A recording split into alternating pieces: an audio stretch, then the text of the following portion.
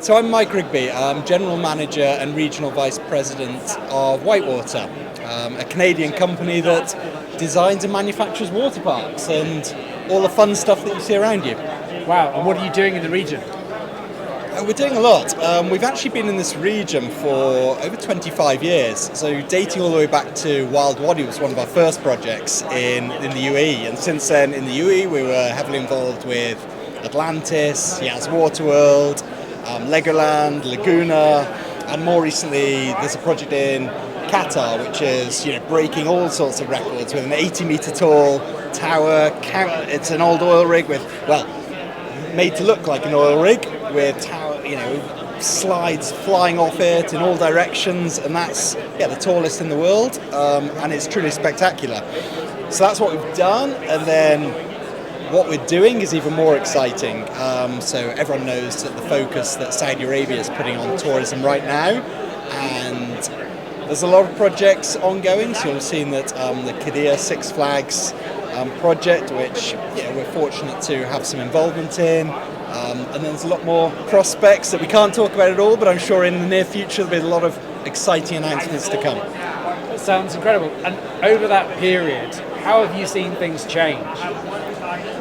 The market has continued to evolve. So WhiteWater's a Canadian company, and pretty much the founders of the water park industry, I like to say. So our CEO and owner, he owned his own resort back in the late 70s in Canada, and somehow decided for it to go from owning a resort to manufacturing slides. And gradually people said, where did you procure them from? He said, I didn't, I manufactured them myself. So over that time, throughout globally, we've expanded. And then in this region, it's gone very much from the pioneering projects, such as WhiteWater with Jumeirah, and the big standalone projects, to what we're seeing now, which is far more is in the hotels and resorts, because operators are looking to decide, well, how do we keep our guests in the resort? What do we need to do to differentiate ourselves? So we're still focusing on your big iconic projects, but we're also seeing how can we drive occupancy? How can we drive room rate within the resort environment? That's really, really interesting. And obviously, sustainability is a kind of component in terms of energy, water. Tell me a little bit about how you've kind of adopted some sort of best practice there. So WhiteWater has put in place a pretty robust sustainability platform. Straight away, people do immediately think, well, there's a lot of water, is that sustainable?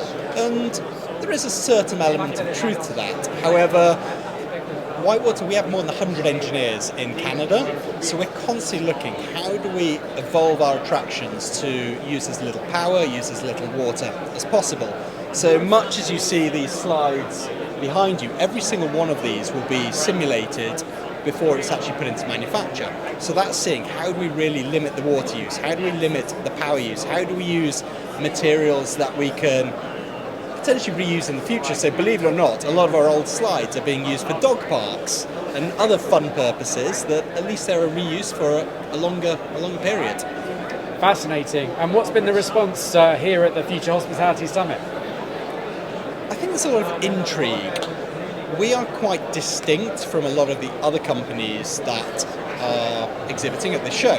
So I think we're the only company in our space that is here. So a lot of people straight away going, well, what are you doing here? You build water parks. What's that got to do with the hospitality business?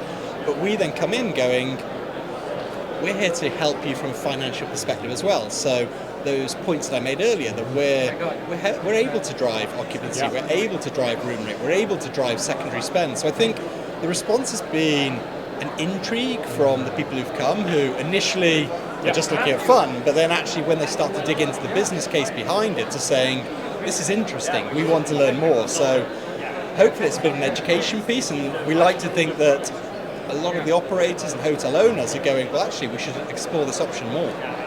Mike, thank you for your time today. Really insightful. No, thank you very much.